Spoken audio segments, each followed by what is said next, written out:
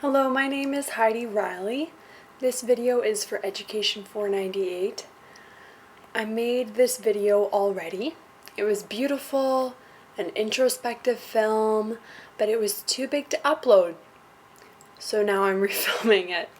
I'm going to attack this project in 4 parts: who I am, theory, what I've taught, and what I could do better. Okay, so first, who am I? I am a white, female, heteronormative, lower class, able-bodied Christian person.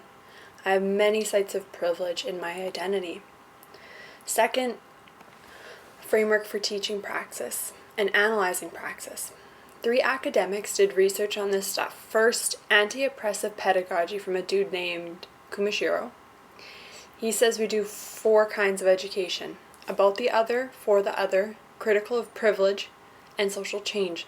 Now the other is anyone who our society doesn't privilege, someone who our society oppresses. So to be explicit, someone of color other than white, someone who does not perform heteronormatively, someone who is poor, etc. Next, there are 2 people named Vibrant Shields, and they talk about student engagement in schools.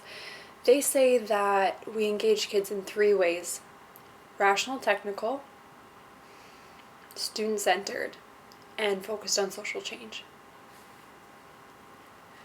I'm usually in the middle of these spectrums, but I'm headed towards the end. So the middle would be critical of privilege and student-centered.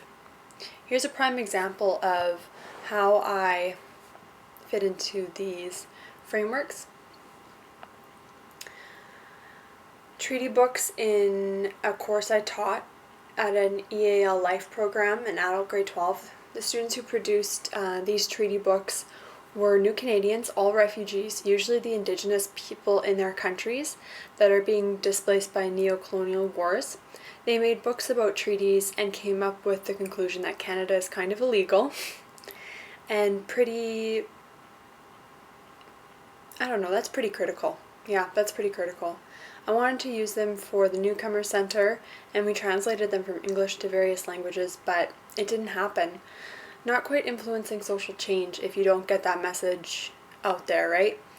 I've had students create beautiful assessment pieces that are extremely critical, but we haven't taken our learning and turned it into action.